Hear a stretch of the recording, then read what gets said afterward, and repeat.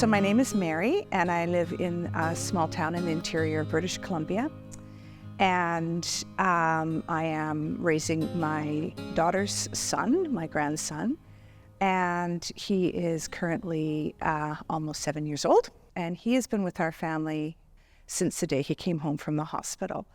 So my spouse and I had a new relationship, only about 3 years into the relationship, and planning what it would look like. We'd both each raised 3 children ourselves, so kind of the Brady Bunch. And we were planning what does empty nest look like? What does retirement look like? What do the golden years look like? Where should we live? What should we do? And about 3 months after the last of my children was moved down to university, we found out that Isaac was coming, and we knew we would have a significant role in his life. We did not expect to have the role that we have. My daughter lives with significant mental health challenges as well as some learning disabilities, and she was in a full psychotic episode when she was 8 months pregnant. And at that point, the Ministry of Children and Families stepped in and said, we need to make sure there's a safety order in place when the baby arrives. And he came home to our house, and after numerous safety orders, placement with us, and then ultimately he was removed from the care of the parents and placed with us as a 5401. That particular agreement gives us full guardianship and make all decisions.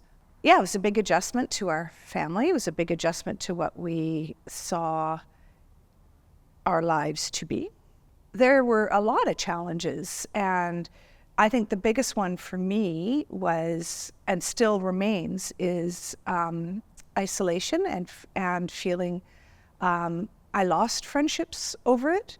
I made some new friendships with others going through similar situations, but my friends who were planning their retirement and heading off to their new lives or ending their professional lives or in the throes of their professional lives couldn't relate to me, who couldn't just go out to the restaurant anytime I wanted to, or go on a vacation, or even just not have to rush after work to get home because of daycare, right?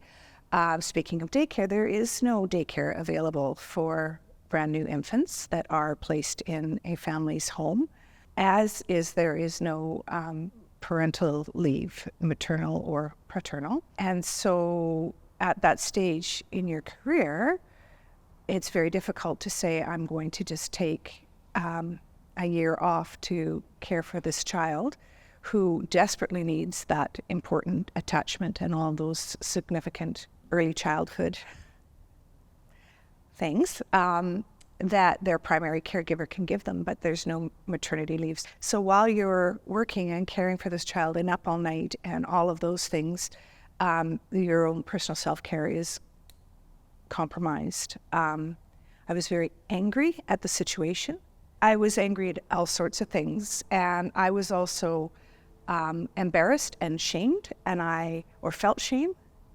I don't know that I was ever shamed, but I felt shame.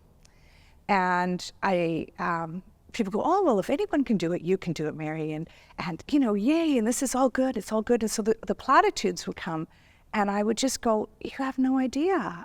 And I had no idea, even at that time, the ramifications.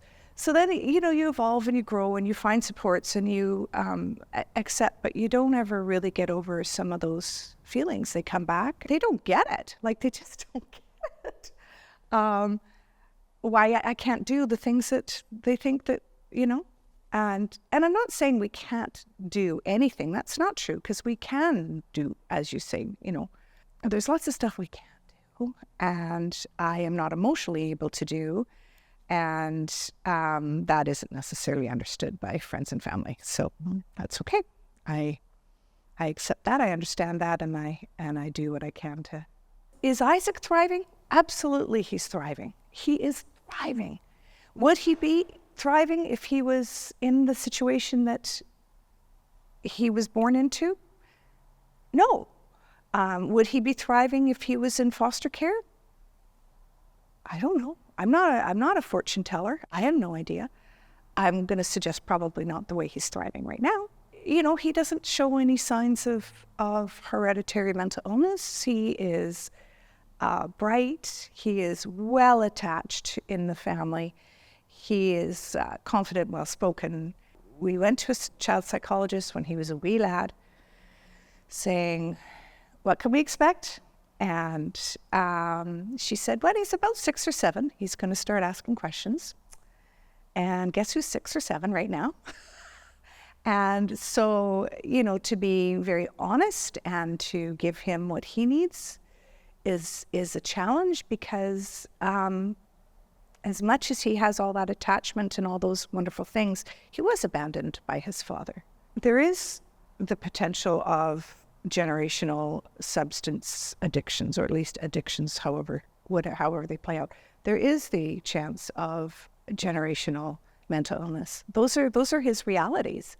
When do we start talking about those things? And those are the new challenges, right? And helping him navigate the world where so many families have mummies and daddies, not so many like our family, and in the school system and identified as a ministry child. So as soon as you are registered, the schools already, there's assumptions. So I'm having to break those barriers down as well. But people say, what a wonderful, wonderful thing for Isaac. And it's true. It is a wonderful thing for Isaac. What I see for the outcomes, well, I hope and pray that he will be a fantastic, loving person. You talk to the schools what your goals are for your child. And we have one goal, and that's to not raise an asshole. That's it. That's it. 0. That's it. Academics, any of those other things, fantastic if he does well, right? And he will, because he's bright, and but also fantastic if he doesn't.